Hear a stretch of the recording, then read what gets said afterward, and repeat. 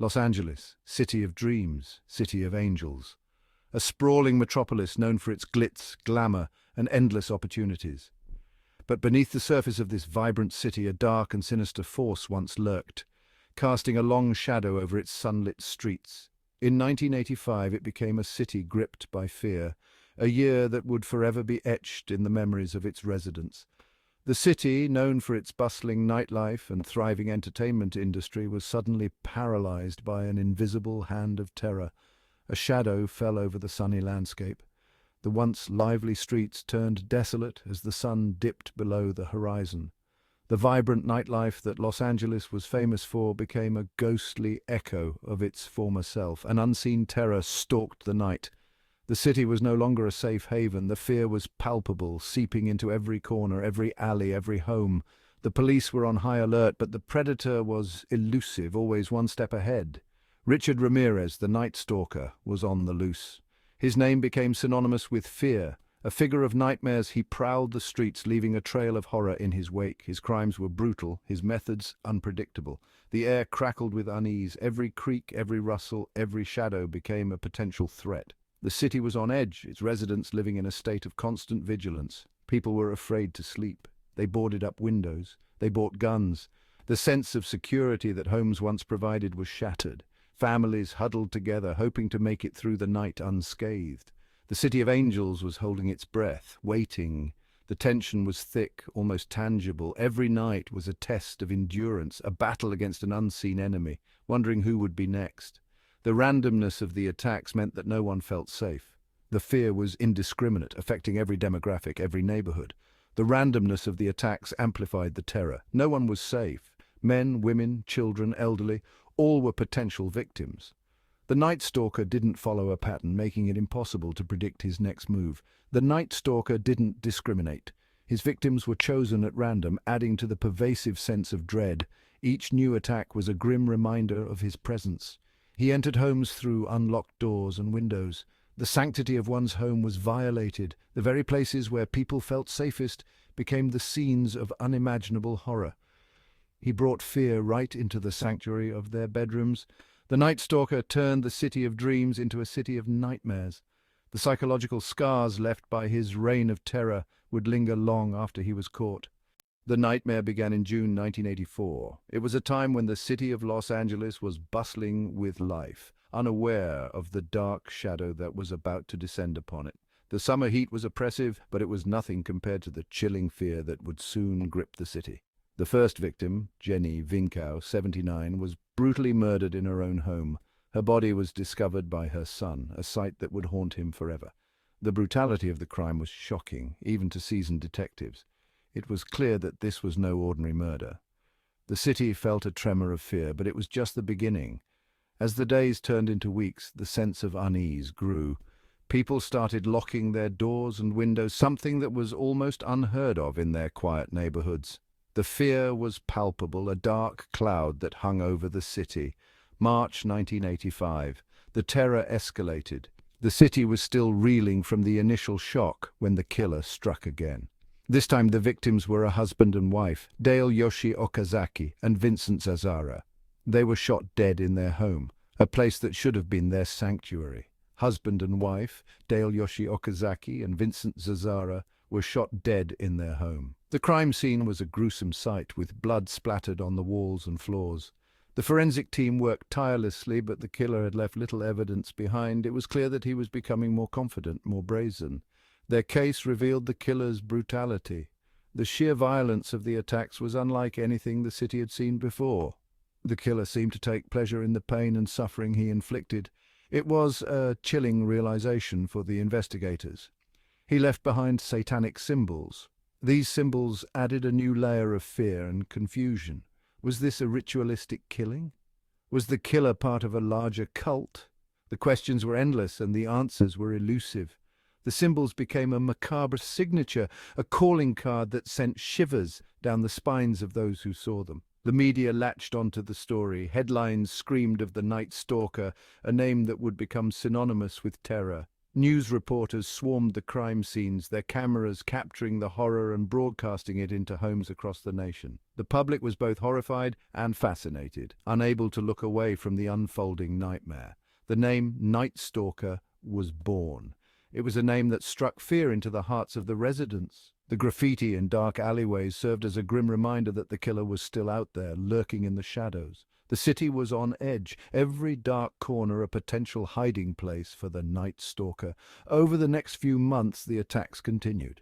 The police were working around the clock, but the killer was always one step ahead. The city was in a state of constant fear, the sound of sirens a regular occurrence. Each new attack brought fresh waves of panic and despair, each more brazen than the last. The methods varied: shootings, stabbings, beatings.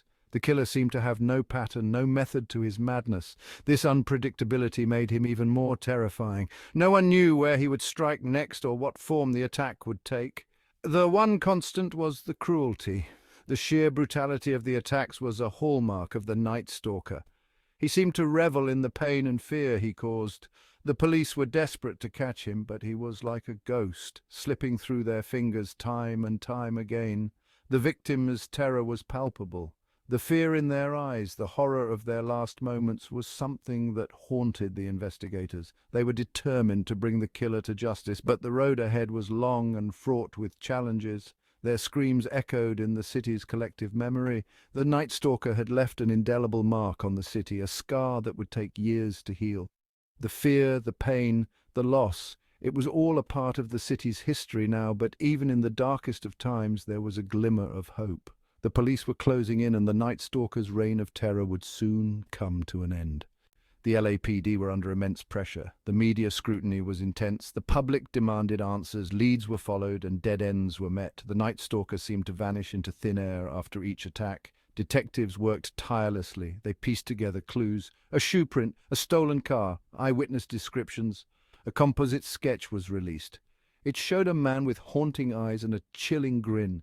The investigation was hampered by the randomness of the crimes. There seemed to be no pattern, no motive. The city held its breath, living in fear of the next terrifying headline.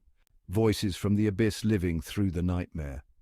The city of Los Angeles was gripped by an unrelenting fear, a fear that seeped into every corner of daily life. It was as if the city itself was holding its breath, waiting for the next horror to unfold. "We were living in a horror movie," recalls one resident. The sense of dread was omnipresent, a constant companion that never left our side. Families huddled together, seeking solace in numbers. But the fear was always there, lurking in the shadows.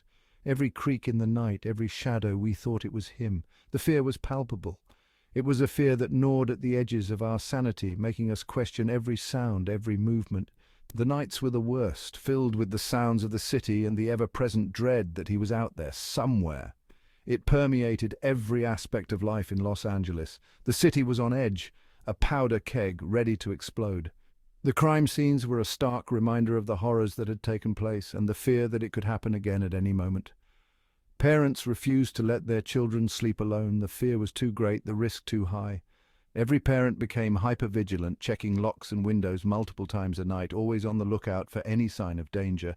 People slept with guns under their pillows. It was a desperate measure, a last line of defense against the unknown terror that stalked the night. The sense of security that a locked door once provided was gone, replaced by a cold, hard reality. Sales of locks, alarms, and dogs skyrocketed. The demand for security systems and guard dogs reached unprecedented levels as people sought any means to protect themselves and their loved ones. The city became a fortress, each home a bastion against the encroaching darkness. The city felt like a powder keg ready to explode. The tension was palpable, a heavy weight that pressed down on everyone. The once vibrant cityscape was now shrouded in an ominous gloom, a reflection of the collective fear that gripped its inhabitants. The media played a significant role. They sensationalized the crimes, they fueled the fear. Every headline, every news broadcast was a reminder of the terror that lurked just beyond the safety of our homes. The media's relentless coverage kept the fear alive, feeding it with every new report. But they also provided a platform for the victims and their families. Their stories, their pain, put a human face on the tragedy. The victims were no longer just statistics. They were real people with real lives, and their stories resonated deeply with the public. Their stories, their pain, put a human face on the tragedy. The community came together in their grief, finding strength in their shared sorrow. Candlelight vigils were held, and people found solace in the act of remembering and honoring those who had been lost. The city, though fractured by fear, found a way to come together, to support one another in the face of unimaginable horror. The Walls Close in Ramirez's capture and trial, August 1985. The break in the case came from an unlikely source, the public. A teenager recognized Ramirez from his widely circulated mugshot. He was apprehended after a brief chase. The city breathed a collective sigh of relief. The trial was a media circus. Ramirez, with his dead eyes and satanic pronouncements, became a symbol of pure evil. The prosecution presented a mountain of evidence. The defense argued insanity. The jury didn't buy it. Ramirez was found guilty on all charges. He was sentenced to death. Justice had been served, but the scars remained. Scars on the city's soul. The legacy of the Night Stalker. The Night Stalker's reign of terror ended, but the fear lingered. Los Angeles had been irrevocably changed. The sense of security, of innocence, was shattered. People were left to pick up the pieces, to confront their trauma, to rebuild their lives.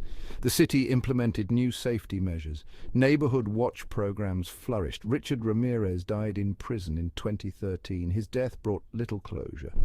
The memory of his crimes, the terror he inflicted, continues to haunt the City of Angels. A reminder that even in paradise, darkness can lurk.